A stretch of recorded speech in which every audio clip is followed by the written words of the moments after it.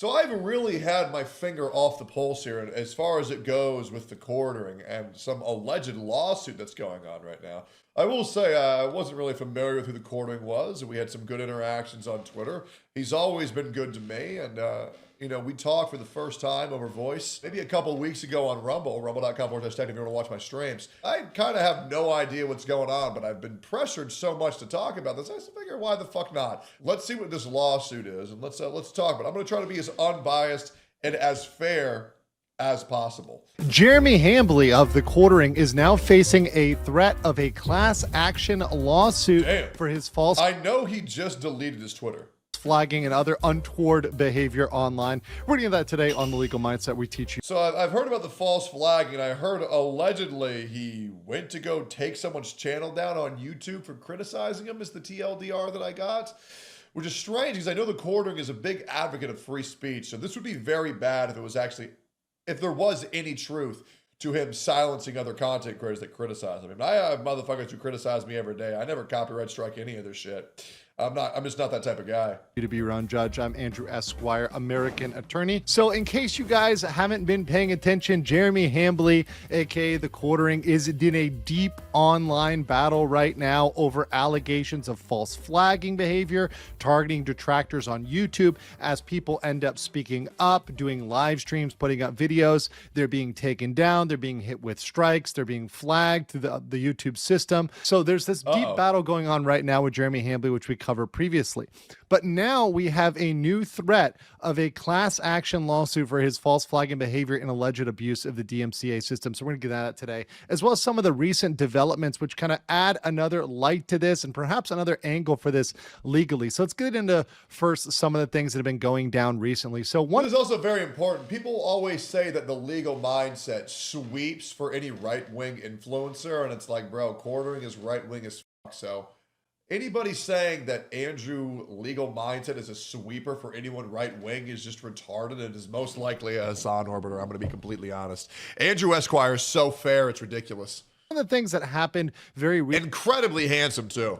Recently was Jeremy Hambly had this TISM podcast that he did with Bering and Count Dankula, and that was deleted or taken down today.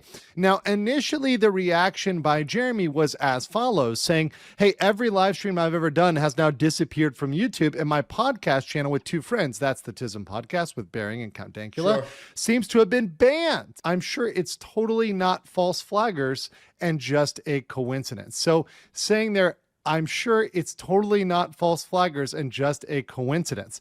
So going to accusing others of false flagging at first. Well, hours later, he goes back to say, look, this was my fault. I was not clear on the videos I wanted my editor to delete. I'm working to restore what I can, and we'll give the boys all the episodes of TISM to re-upload 100%. I've just been testing a theory that live streams drag channels down. And of course, he was community noted immediately saying these videos were actually deleted by him unilaterally. So that podcast that he did with two others deleted unilaterally by him. That's a potential legal problem. This was followed up, of course, by many others who commented on this, such as Shoe on Head, saying, Shoe on Head, base queen. Hey, why would you even imply that this was false flagged, because it's kind of clear to see through the system which ones are false flagged, which ones are not, which ones are banned. So it's very easy to tell. So he was kind of presenting. Yeah, because if one is deleted, you pull it up, it'll say this post was deleted. If it was false flagged or copyright stricken took down, it'll say this violates YouTube's terms of service.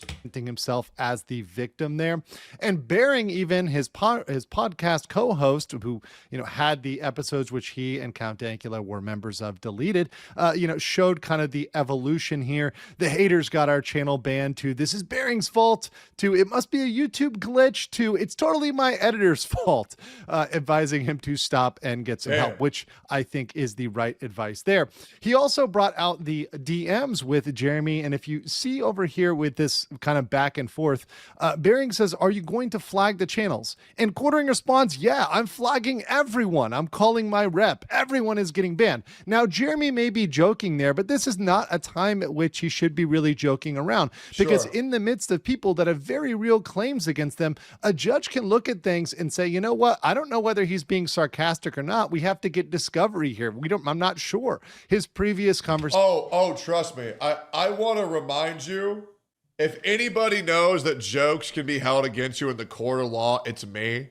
Guys, I shit you not. There was a judge that thought me joking about going nuclear on everybody was actually me planning to murder people, because this judge had no idea what going nuclear meant, which means making drama videos.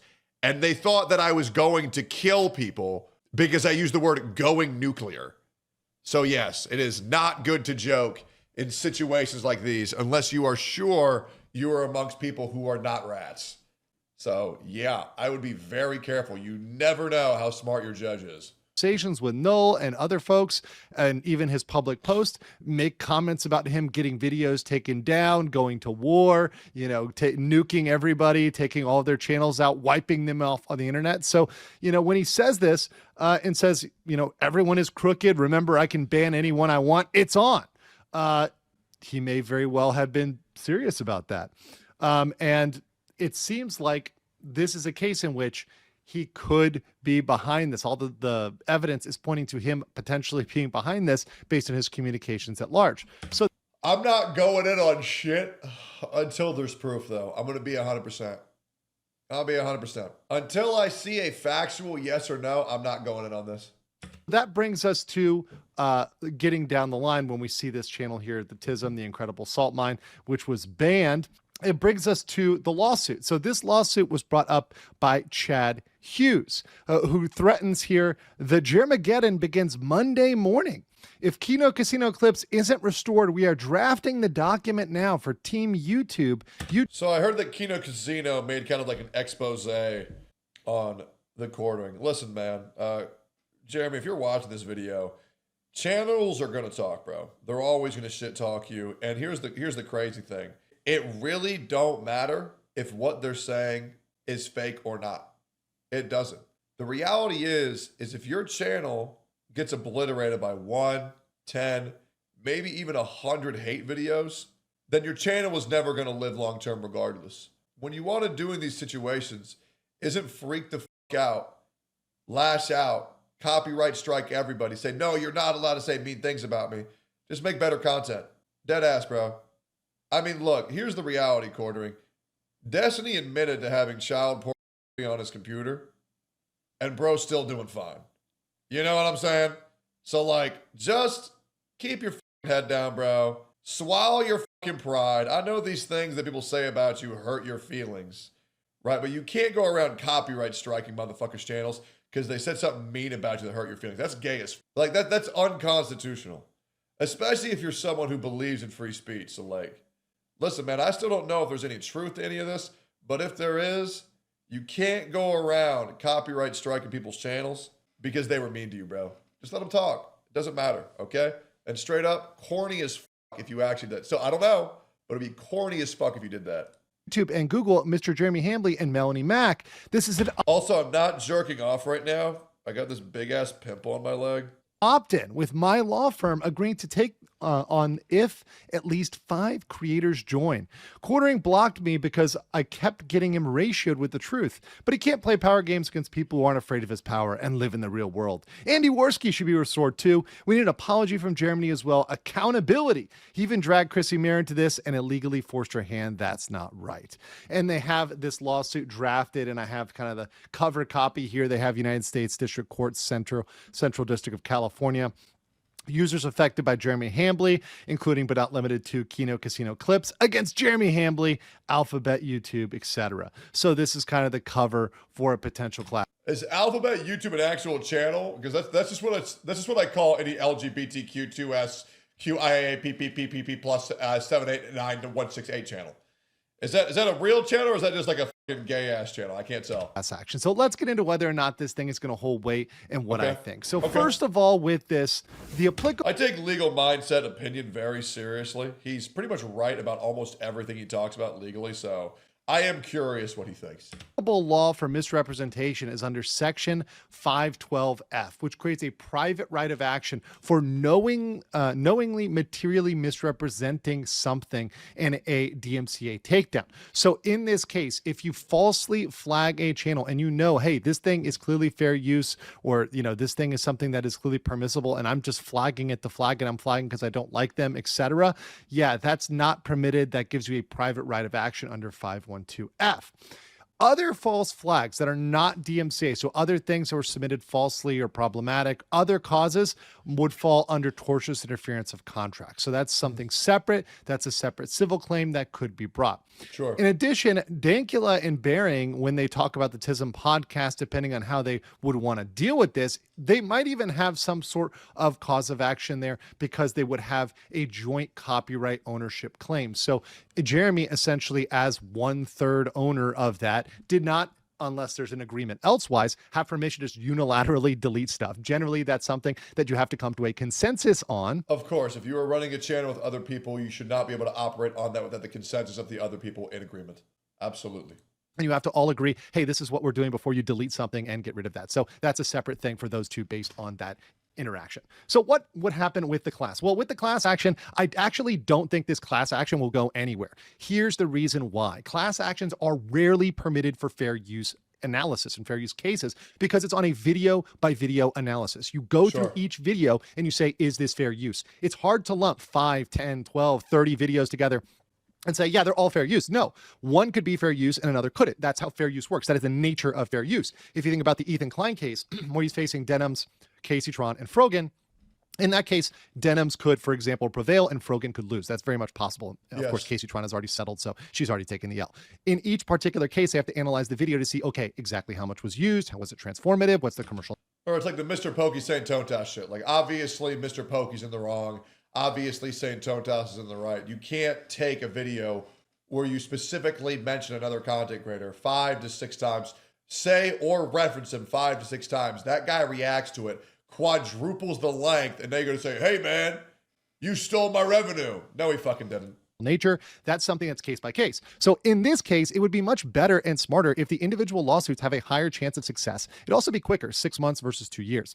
Also, well-drafted cases are going to have a huge possibility of surviving a motion to dismiss, about a 70 to 80% chance if they're really well written in this manner. And because the point of a lawsuit against Jeremy Hambley in the quartering is for nuisance value, to get him to settle. It's not to go through trial and to win. It's not to get some sort of massive thing after a jury verdict, etc. It's to get him to settle this, to get it to go away, because essentially it's going to cost him attorney's fees, time, discovery. He's going to have all his emails out there, all of his communications, and he doesn't want that. So what is that? Well, that is about in the case of nuisance value, defending even one federal DMCA case can cost $50K to $300K. So it's anywhere in that range is very much reasonable for a federal DMCA case. So if he's trying to quickly settle these cases, and I've worked on these sort of situations when I was corporate counsel and dealing with these sorts of transactions.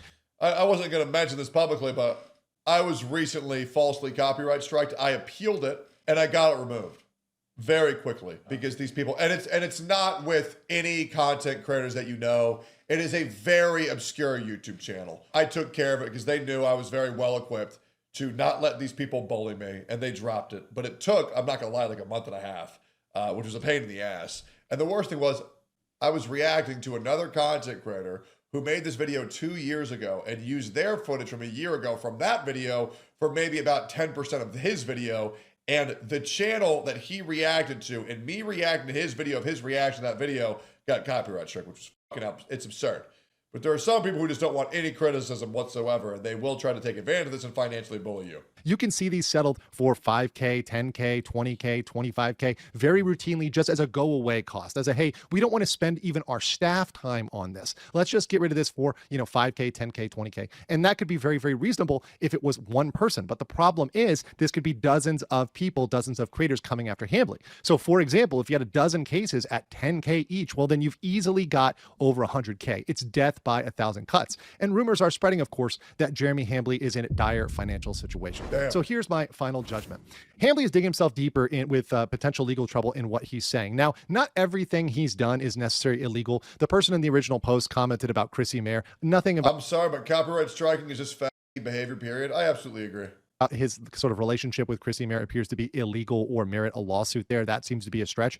However, some of these comments he's making about flagging channels, etc., or the desire to flag channels, desire to ban people, or his influence with YouTube, those could be used against him. That is something that potentially could be damaging for Jeremy. And reports of his dire financial situation put an incentive on small creators to file these nuisance claims. And they can go to a single law firm, go to that one law firm, and that law firm can come up with a very good form, a very good strategy for doing this, and file all of these small lawsuits in order to get Jeremy to be hit with that nuisance value that could exceed 100K, 200K, etc. if he sells these all out. So Jeremy could be in some hot water. But I want to know what you guys think. Is Jeremy Well, he's white, so at least he can swim. In my opinion, I want to weigh in before everything that is being claimed is confirmed. I will say, though, if you are a free speech advocate and then you are actively copyright striking other people's channels just because they're criticizing you, that's gay as fuck. So if there's any truth to that, I'm not going to lie, Courtney, you got to get your fucking shit together. However, we don't know, or at least I don't know. And if there is any truth to that, I would love to read the comments of this video. Appreciate y'all. I'll do some follow-ups if I get more informed, and I'll see you on the next one. Peace.